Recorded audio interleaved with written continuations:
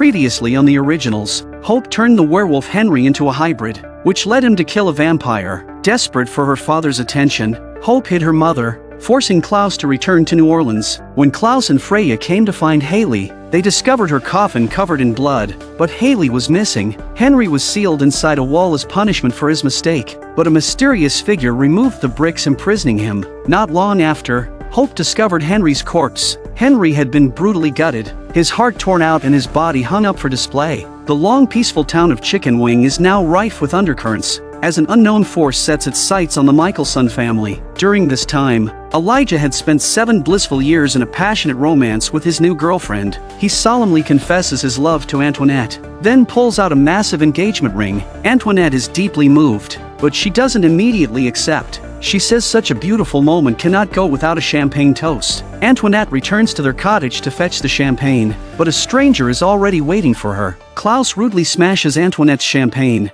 declaring that his family is in crisis, and now is the time for the brothers to join forces against their enemies. I'm taking my brother home tonight. Klaus tries to compel Antoinette to refuse Elijah's proposal and demands that she leave the bar forever. Antoinette, in a daze, returns to Elijah's side and calmly suggests that they play a song together. But Antoinette isn't compelled by Klaus. She informs Elijah of Klaus's visit. Elijah seems to realize the gravity of the situation and tells Antoinette to take everyone and leave. They share a passionate kiss, and Antoinette gets up to leave, while Elijah continues to play the piano. Staying composed, Klaus appears before Elijah, inviting his brother to come home with him, but Elijah refused Klaus' request, saying he was not Klaus' brother. Klaus, furious, says that Elijah cannot abandon the 1,000-year-old family vow for the sake of a mere fairy tale. Elijah counters, blaming Klaus for ruining the beautiful life he had built. The brothers lock eyes. Klaus grabbed his brother's head, attempting to break through the mental block that restrained his consciousness, but Elijah resists and knocks Klaus to the ground. Klaus is hurt, not expecting that his brother would ever raise a hand against him. He continues to plead, saying he took a great risk in coming to ask for his help. However, Antoinette hasn't left but is hiding in the shadows, waiting for the right moment. She broke off the handle of the wooden crate, gripping the sharp wooden stick in her hand, but the sight of maggots squirming all over the ground leaves her horrified. Klaus continues to plead with his brother. Haley is missing. Yet Elijah remains cold, saying that the name means as little to him as Michelson. Klaus suddenly throws his brother onto the table. Lightning flashes outside the window, signaling that the strange phenomenon is escalating once again, but Antoinette plunges the stake into Klaus's body. Elijah, feeling relieved, takes Antoinette's hand and they hurriedly leave. Klaus, lying on the ground, is once again surrounded by writhing maggots. Antoinette said that Klaus couldn't be killed. Before she even finished speaking, Klaus appeared behind them. Elijah declared that he would never go back with him. I'm begging you, brother. You may not think you know me, or Rebecca, or Cole, or Freya, or Hope, or even Haley, but we are your family. Elijah said that he had lost his memories, but he knew who he was. Ever since he met Marcel in New York, he had been investigating his origins, and he knew every member of the Michelson family. Klaus replied that knowing this information was useless. What Elijah had lost was the bond of family that had existed for 1,000 years. Elijah laughed mockingly, saying that his past self had never known a moment of happiness. He had always been cleaning up Klaus's messes, and he didn't want to go back to living that way. Elijah suddenly twisted his brother's neck. Elijah and Antoinette hurried back to their cottage. Antoinette was still busy packing, but Elijah pointed out that she knew the stake wouldn't kill Klaus and that she had been secretly taking Vervain. She must have known his true identity for a long time. Antoinette apologized, saying she just didn't want to bring up his past and make him sad. But Elijah had also lied to her. He knew his true identity but hadn't told her. Elijah said he didn't want Antoinette to know about the darkness in his past. Antoinette reminded him that they needed to escape quickly, but Elijah said it wasn't necessary anymore. He had hurt Klaus deeply, and Klaus wouldn't bother them again. Klaus, having awakened on the ground, dialed his sister's number. I couldn't find him in France. He's gone.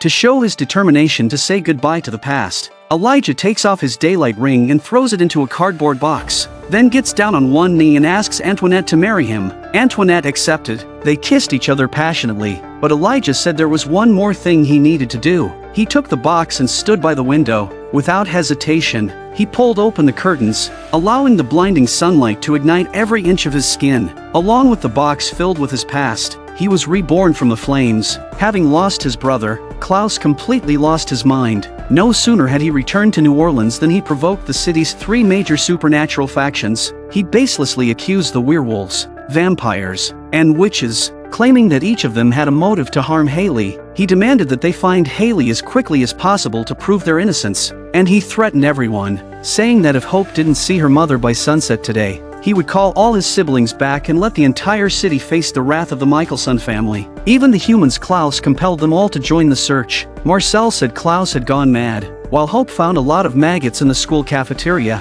Cole and Rebecca hadn't met up, which must have something to do with what happened when Klaus went to France to find Elijah. Klaus kept insisting that his brother was missing, but suddenly, a piece of paper floated down from the sky apparently. The enemy couldn't hold back and was ready to make a move. The paper had an address written on it. Father and daughter decided to confront it head-on, and they arrived at the location on the note, brimming with hostility. The dark room was filled with cobwebs and dust, with large bloodied handprints appearing on the walls from time to time. But they didn't find Haley. Instead, they saw a line of bloody curse words scrawled on the wall. Coming up empty-handed, Klaus decided to up the ante. He finds Josh in the forest and without a second thought throws Josh into the dungeon of his house. He took a hostage from each of the 3 factions. He then demanded that the witch cast a spell to imprison them. Colette said she would never do Klaus's bidding, but Klaus retorted, "You still don't understand my rules. You don't have to do it, but your family will all die." Klaus's despicable tactics forced Colette to comply.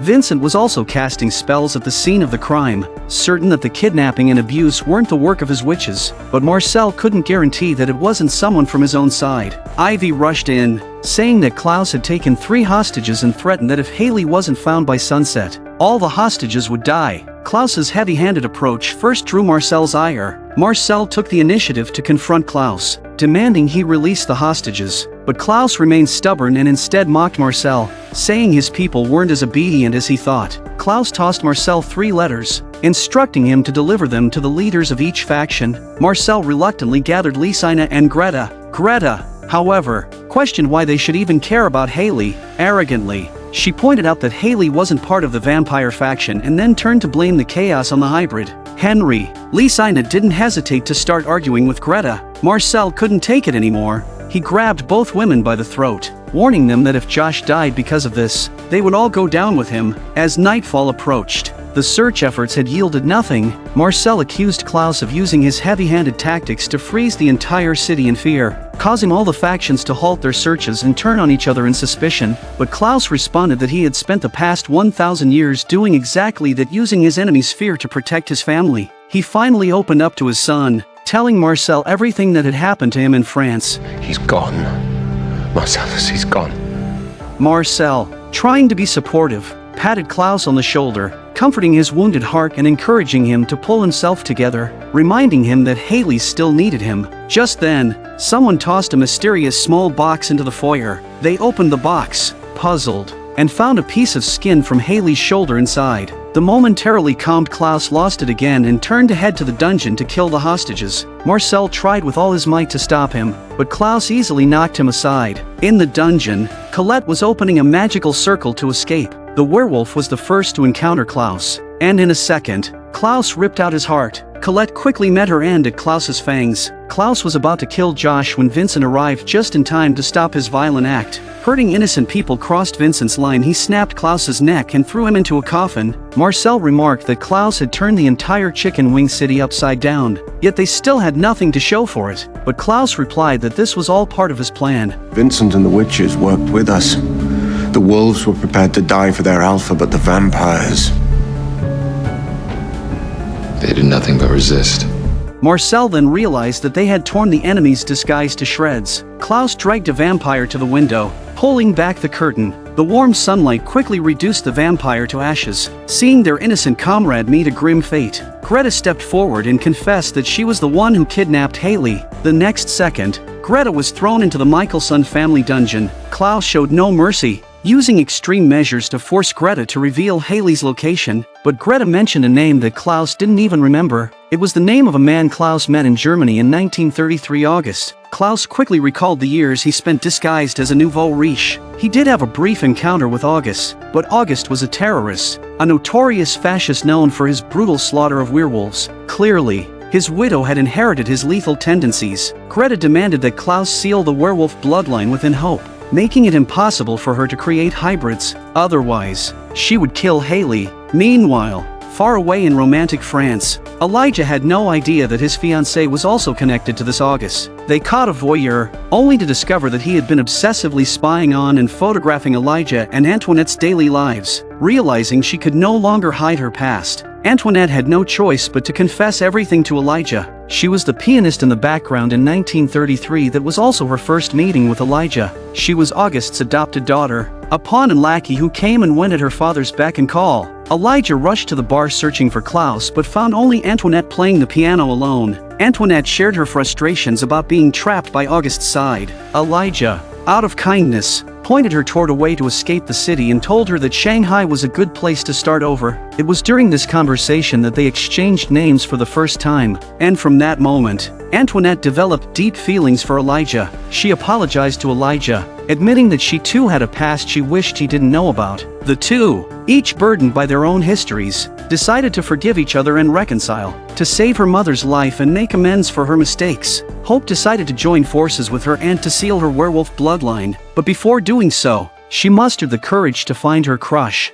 Roman, and gave him her first kiss. What she didn't realize was that Roman also had ties to August. Flashback to 1933. Klaus, deciding to take justice into his own hands, didn't hesitate to rip out August's heart. August's followers vowed to take revenge. Klaus pulled out a coin, announcing that whoever picked it up first would be spared. Then Klaus began his killing spree, taking down one enemy after another, but August's widow picked up the coin. However, she begged Klaus not just for her own life but also for the lives of her son Roman and her daughter Antoinette. Hope cut her palm to draw blood she needed to seal away her werewolf bloodline. Freya placed the moonstone into Hope's blood, closed her eyes, and began chanting. Freya told Hope that the sealing ritual was brutal. The scalding moonstone would have to be branded into her palms, the soles of her feet, and the center of her forehead. Hope felt a bit nervous, but for the sake of her mother's safety, she signaled her aunt to proceed. Freya removed the blood-red moonstone and placed it onto the nearby ritual circle, setting it ablaze.